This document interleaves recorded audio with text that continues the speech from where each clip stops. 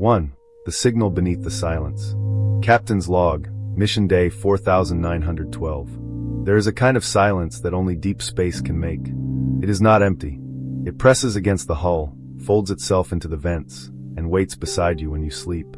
I am the only human awake aboard this massive futuristic interstellar spacecraft.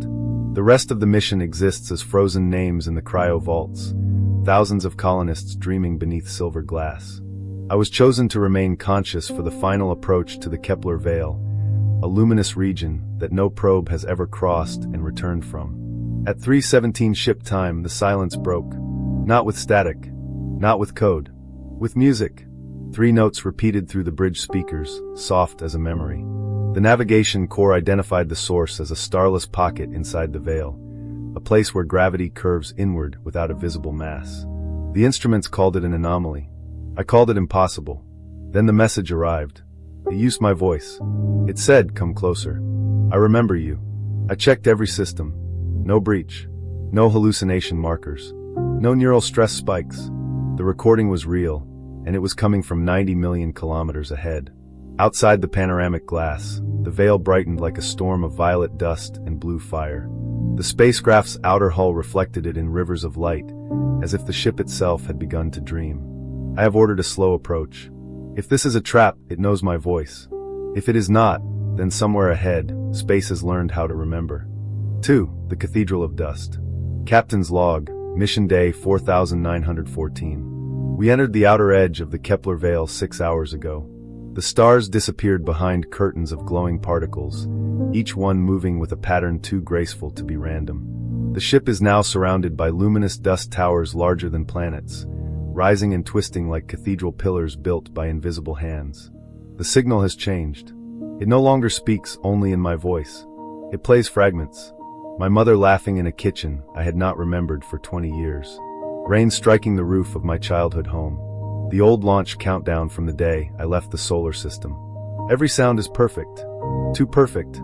I walked through the observation gallery in my suit, helmet sealed though the air remained breathable. Habit, perhaps. Fear, more likely. Beyond the glass, the veil pulsed in response to my heartbeat.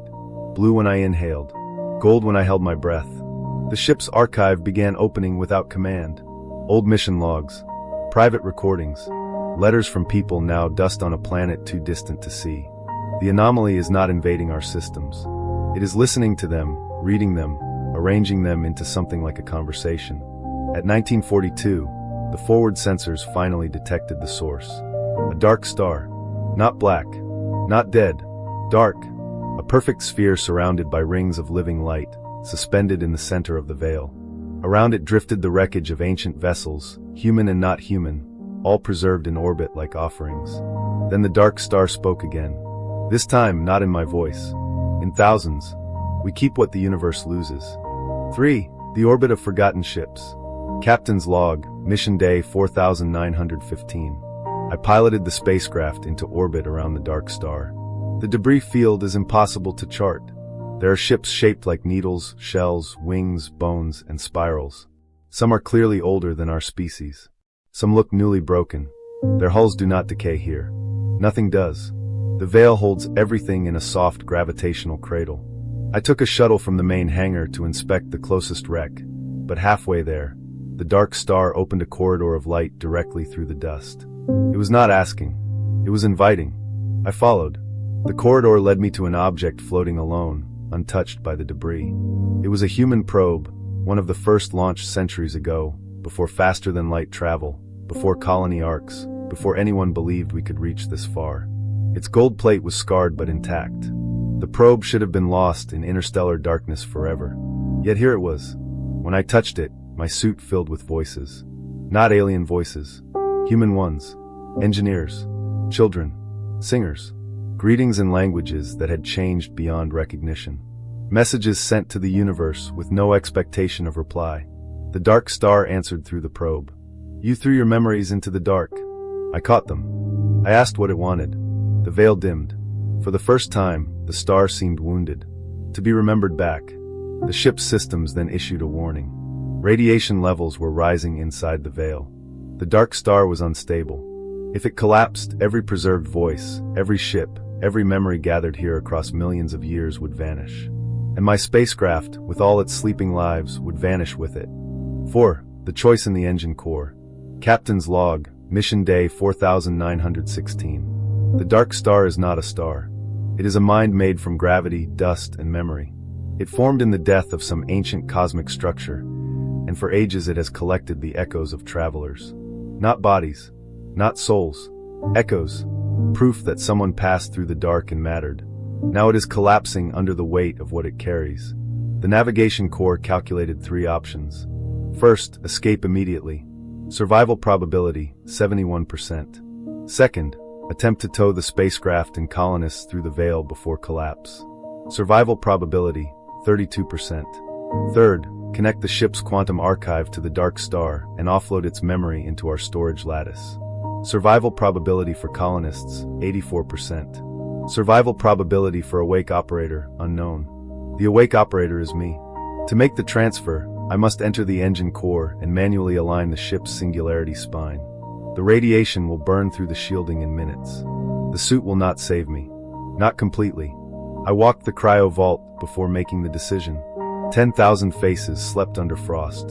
Farmers, teachers, children, people who trusted this vessel to carry them to a new sun.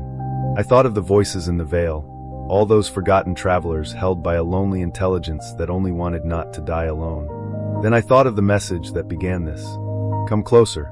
I remember you. Perhaps that is all any of us ever ask of the universe. I am going to the engine core. 5. The transfer of a million voices. Captain's log, mission day 4916, final manual sequence. The engine core is beautiful when it is about to kill you.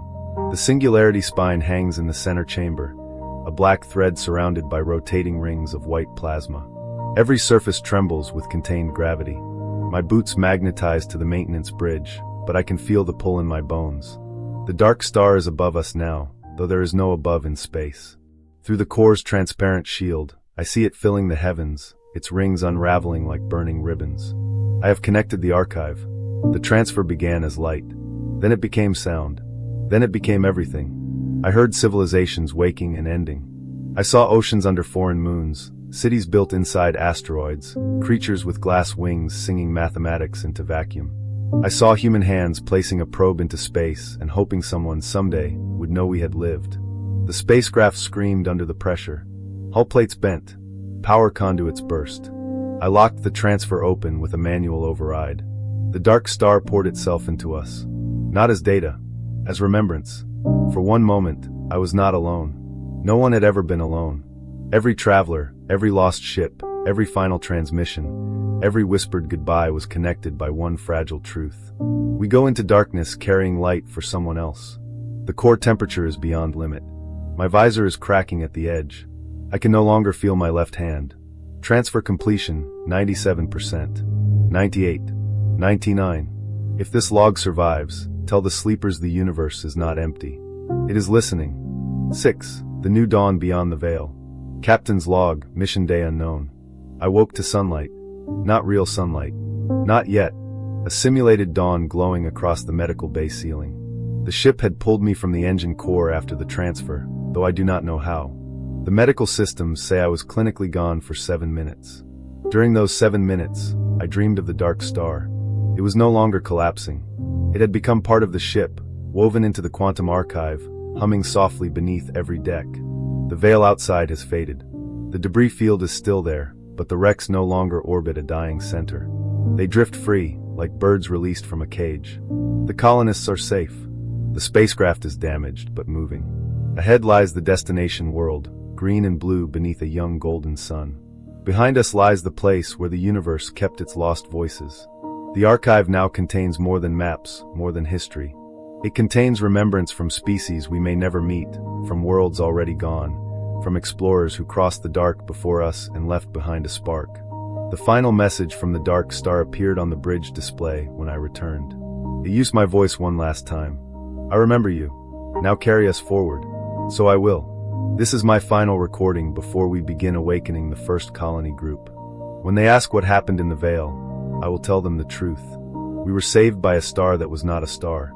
And we did not cross the darkness alone.